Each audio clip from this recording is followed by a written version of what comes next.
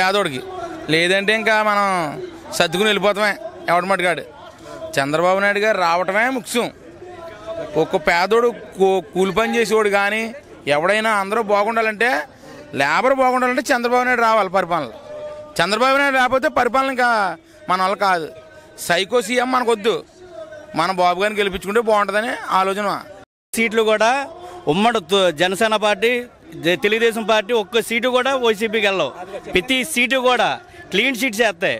YCP west Godavari, east Godavari మర్చిపోవడం. ఇంకా ఈసారి ఎలక్షన్లో మాత్రం అలా ఇలా ఉండదు. ఈసారి పవన్ కళ్యాణ్ గారు క్లీన్ స్వీప్ చేపిస్తాం, ఇక్కడ ఒక్క సీటు కూడా గెలిచే పని లేదు అంటున్నారు. అలా ట్రై చేస్తున్నారు. ఒక్క సీటు కూడా వైసీపీకి అన్నది వెళ్ళదండి. అది డిపాజిట్లు కూడా ఉండవు కొన్ని ఏరియాలు. మా రాజమండ్రి రూరల్ వరకు వస్తే వైసీపీ అన్నది మొత్తం జీరో అయిపోద్దండి.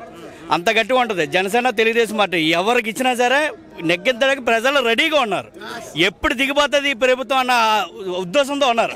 ఎందుకంటే 200 ఉండే హాస్పిటల్ కార్డు ఒకప్పుడు ఈ రోజున 500 అయిపోయింది. ఈ సైకో ముఖ్యమంత్రి ఎక్కిన తర్వాత పెట్రోల్ 70 రూపాయలు 60 రూపాయలు ఉన్న పెట్రోల్ 100 రూపాయలు 110 రూపాయలకి వెళ్ళిపోయింది.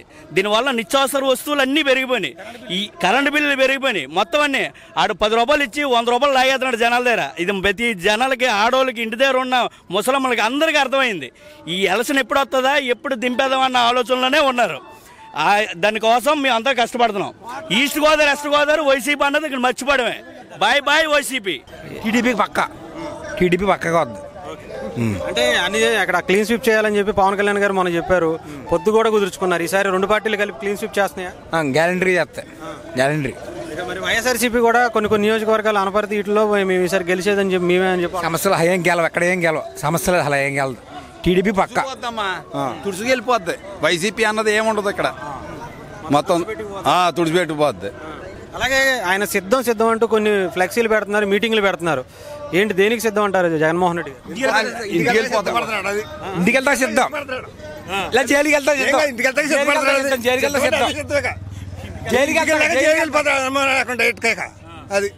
అది ఏది ఎవరికి మంచి పని చేశాడండి. ఎవరికి చేశాడు చెప్పండి. మంచి పని ఇచ్చాం పథకం. ఎవరికి రూపాయి ఇచ్చే 10 రూపాయలు తింటున్నాడు. కరెంట్ బిల్లు అంతా యూనిట్ 10 రూపాయలు చేశాడు. ఎవరికి మాకే కదా బాధలు అయ్యి మేమే కట్టాలి. ఆడికే రూపాయి బాధలు తెప్పలేదు కదా. అది యూనిట్ 10 రూపాయలు చేశాడు. పథకాలు అమ్మఒడి ఇంకొకటో చెప్తున్నారు. మరి తీసుకున్నాడు. అలాగే రూపాయి ఎత్తాడు, రూపాయలు అవుతున్నాడు. ఏదో అక్కడది కంపెనీలుగానే ఏమన్నా వచ్చినాయా మీ రాజమండ్రి? కంపెనీ అసలు ఉద్యోగం ఎవరికన్నా. ఇప్పుడు మీరు ప్రెస్ కదా, మీకు ప్రెస్ ఎందుకున్నారు? బయట ఉద్యోగాలు లేకే కదా. సంవత్సరానికి వచ్చి ఎంతమంది స్టూడెంట్స్ బయటకు వస్తున్నారు. వాళ్ళందరికీ జాబ్లు అయ్యి ఎక్కడికి వెళ్ళాలి? బెంగళూరు, హైదరాబాద్. ఏమైనా పరిశ్రమలు వస్తాయి, ఎవరికైనా ఉద్యోగాలు అంటూ వస్తాయి. పరిశ్రమలే లేవు. పథకాలు నవరత్నాలు ఏం చేస్తాయి? ఎవడు కూడాడతాయి అయ్యి ఆ 4 రోజులే. తర్వాత ఫ్యూచర్ కూడా ఉండాలి కదమ్మా. ఏం చదువుకున్నారు? ఏమైనా ఉద్యోగాలు ఉన్నాయా ఆంధ్రప్రదేశ్లో? ప్రస్తుతాన్ని నేనైతే ఐటీఐ చదువుకున్నాను అన్న. నాది 2019లోనే అయింది. అప్పటి నుంచి జాబ్ సెర్చ్ చేస్తున్నా. ఇప్పుడు వరకు అయితే ఒక గవర్నమెంట్ జాబ్ రాలేదన్న. సపోజ్ గవర్నమెంట్ జాబ్ కోసం ఏదైనా ఎమ్మెల్యే కానీ ఏదైనా అధికార నాయకుల దగ్గరికి వెళ్తే, నేను పలానా ఇంత ఖర్చు పెట్టాను, నాకు ఇంత అమౌంట్ ఇస్తే నీకు జాబ్ ఇస్తాను. ఎవరు ఇంచుమించుగా 10 మంది ఎమ్మెల్యే కలిసినా అందరూ ఇదే మాట చెప్పారు తప్ప నేను జాబ్ అన్నది అయితే ఇవ్వలేదన్న. ఏంటి మరి ఈసారి ఇంకొకసారి మళ్ళీ జగన్మోహన్ రెడ్డి గారికి వస్తే మీలాంటి వాళ్ళ పరిస్థితి ఎలా ఉంటుంది?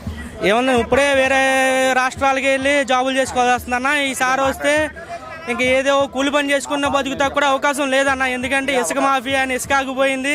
పెట్రోల్ బంకులు చూస్తే అట్లా పెట్రోల్ రేటు పెరిగిపోయి ఓనరే పనులు చేసుకుంటున్నాడన్న. ఇంకా మాకేం పనులు దొరుకుతాయన్న.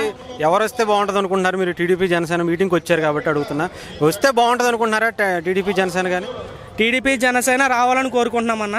కన్ఫామ్గా బాగుంటుందంటారా? వీళ్ళిద్దరు కలవటం మంచిదేనంటారా? ప్రజలకు ఉపయోగం బాగుంటుందన్న. ఎందుకంటే పవన్ కళ్యాణ్ గారు ఆయన సొంత డబ్బు ఖర్చు పెట్టుకుని మరీ ఆర్థిక సాయాలు చేస్తున్నారు. అదే అధికారం వస్తే వచ్చిన రూపాయి ప్రతిదీ జనాలకే పెడతారు తప్ప ఆయన అయితే దోచుకునే టైపు కాదన్న.